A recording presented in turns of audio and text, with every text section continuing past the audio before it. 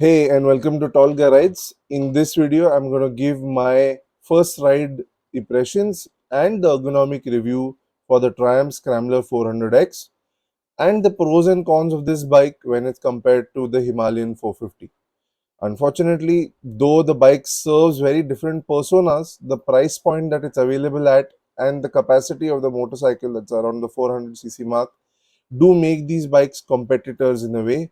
And in India, we do have mostly single bike garages. So it is always a contest between any two bikes that might be a good option. So this is that comparison. And what I'm going to do is usually for my ergonomics or ride reviews, I like to record directly on the GoPro while I'm riding the bike. But in this case, my mic just conked off. So please bear with me as I give this particular video a voiceover instead. Now, let's dive right into the review. As a taller rider, the first thing you notice as you sit on the bike is the size of the bike. It's a fairly small motorcycle with the instrument console sitting fairly low on the rider's horizon. The bike feels very compact, especially compared to the Himalayan 450. The weight difference of the bike, that is about 15 kgs, is also very apparent. Just look how easily I can dart in and out of traffic thanks to the size, that is smaller size, and the lower weight of the bike.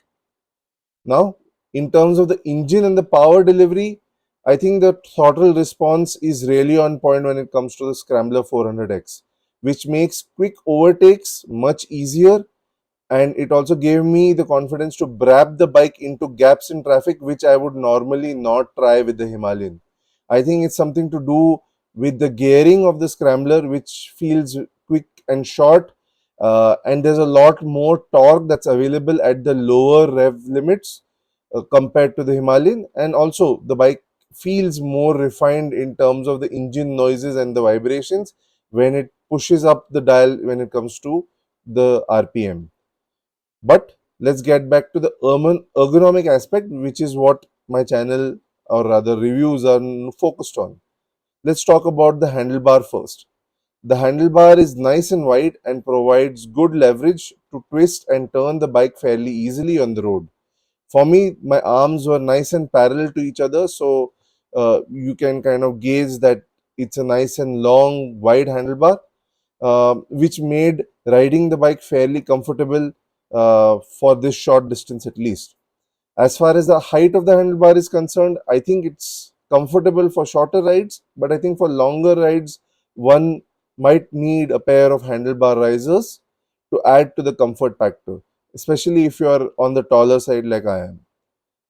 I was slightly bent forward as I needed to reach down towards the handlebar, so it gave me a slightly more aggressive riding position than what's required on the Himalayan 450. Of course, on the Himalayan, I do have handlebar risers as well. So there now my riding stance is completely upright.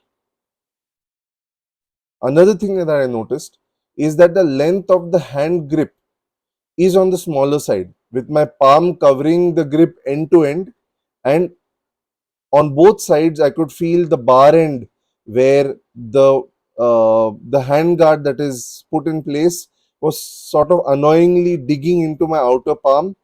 Over a short ride, this might not be a big problem, but if you plan to go on a tour, then this might be something that you are not too happy with. So I would suggest that you kind of look into this when you are making this purchase. The mirrors for the Scrambler 400X are nicely set up, and the stem is long enough to provide a decent view of the world behind. In fact, I considered buying a pair of the Scrambler mirrors and try and fit them on the Himalayan. But if you're not aesthetically inclined, you might want to swap out the mirrors for better coverage of possible blind spots with maybe a larger mirror or something that is more rectangular in nature rather than the good looking but round circular mirrors that you get with the bike. Now, one of the elements that took me by surprise from the Scrambler 400X is the rider ergonomics around the knee region. My knee was not as bent as it was on the Himalayan 450. At 6'4", knee comfort for me is a big factor, especially when going on longer tours. And the Scrambler 400X feels more comfortable in this aspect. Adding to this is the shape and size of the tank. With the tank pads set, you can very comfortably grip the tank with your knees and thighs. The tank then becomes wide enough to let you grip the tank without putting in too much effort, which on the Himalayan can be a problem if you are sitting further back on the seat. If you are sitting all the way forward, then the Himalayan 2 allows you to grip the bike very well with your thighs and your knees. The rider's seat is also surprisingly comfortable. The seat, with its well-rounded saddle type design, provides good support, and the seat was large enough for me to move around a bit as well.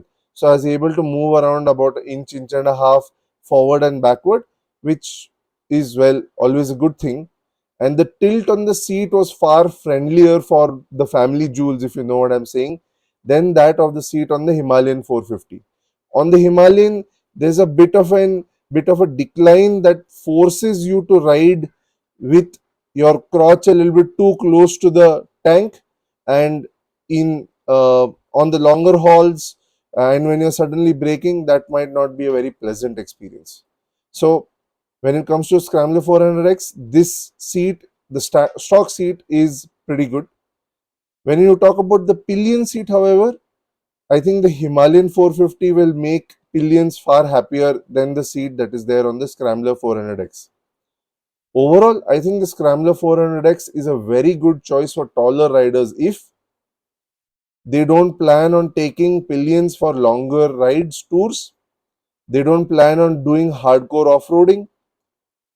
3, you enjoy the look of the bike, which is based on the larger capacity retro classic scramblers in the Triumph lineup. 4, you're not very concerned with the bike having tons of tech, although the Scrambler does have traction control where the Himalayan doesn't. Though the instrument control is fairly basic on the Scrambler 400X as compared to what you get on the Himalayan, which is a round TFT display, which does have a lot of good features inbuilt. 5, you aren't concerned about how big the bike looks. The Himalayan in the end is a larger, longer and taller motorcycle, and it looks the part as well.